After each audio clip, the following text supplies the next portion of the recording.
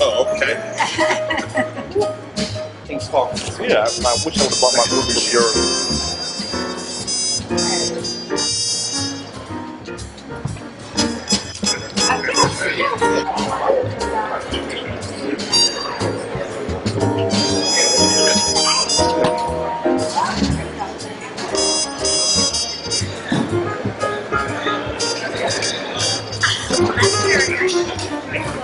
Let me know on Facebook or Twitter.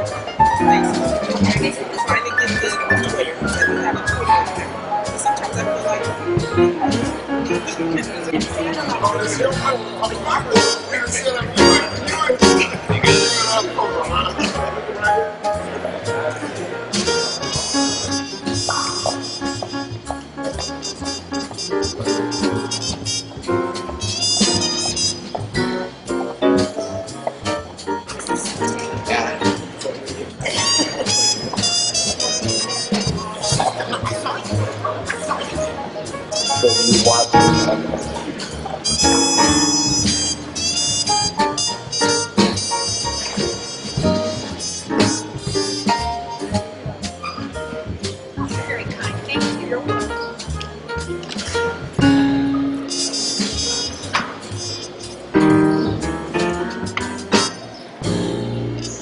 Is the change in the laws that have moved forward in aggression that we haven't seen. You had two candidates. You had Tilden, who was a Democrat from New York, and you had Rutherford B. Hayes, who was a moderate Republican from Ohio, who basically cut a deal with the Southerners who were there. On NBC, CNN, MSNBC.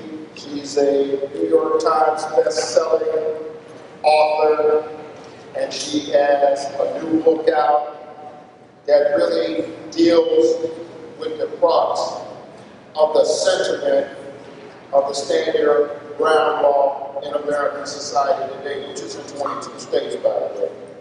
And her name is Attorney Lisa Bloom.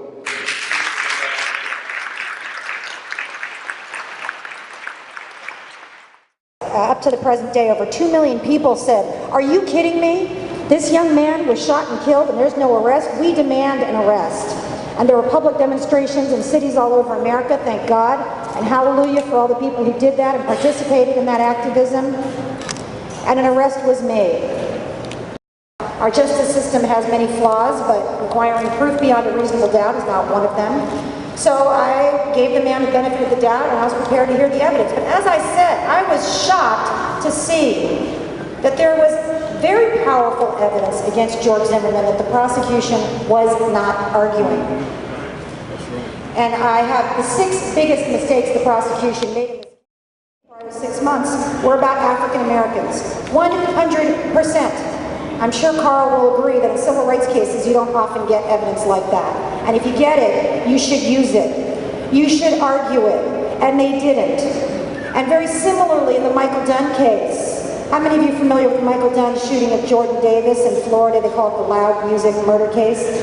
Right. So in that case, Michael Dunn, we know, shot and killed 17-year-old Jordan Davis, also unarmed, shot into a car full of young people after an argument over loud music. The jury hung on the top charge.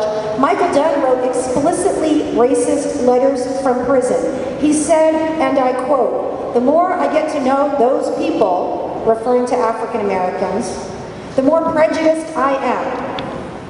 He said more people should shoot and kill young black males because that would eliminate the threat. These are letters written from him, in his handwriting, from prison, not introduced into evidence at trial, at his trial, by the prosecution, even though the defense introduced character witnesses that said he was gentle and peaceful. Gentle and peaceful. We call that opening the door. And the prosecution should have been on their feet. All right, now I get to introduce these prison letters that show he is definitely not gentle and peaceful, that show he has racial animus against African Americans. Didn't happen. It didn't happen. So I think this topic is extremely important. That's why I wrote the book. I wrote the book to expose what went on in this case in the state of Florida. But I don't want any of us to be confused and think this is just the Trayvon Martin case, or just the Jordan Davis case, or just the state of Florida.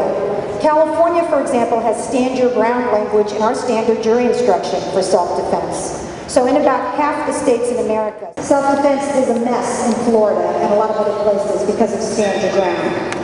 And I want to just do a brief digression on stand your ground, because I don't want to assume that everybody is familiar with it. And just very briefly, prior to 2005, the law...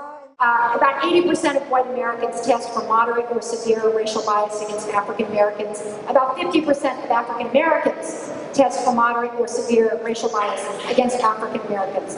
A deeply disturbing statistic. So I encourage you, if you're not familiar with this, by the way, to take the implicit bias test online. You can do it for free. It takes about 15 minutes. It's developed by Harvard University researchers. I have the site in my book. And this is, I think, the root of the problem. I would like to see a great deal of racial education for every participant in our criminal justice system, so that the people who are making the decisions about who is an aggressor, who started the fight, who is the victim, who was hostile, have that level of education. Because the good news is, and there is hope, and I end the book on a note today to listen to our comments. Thank you. Thank you.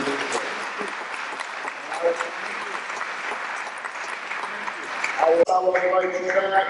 Lisa, I promise I will invite you back. Pearl, I promise I will invite you back. And hopefully Charlie Mack and the new sheriff will show up too. Okay? Now, just back for just a second. You said 15 years ago this time.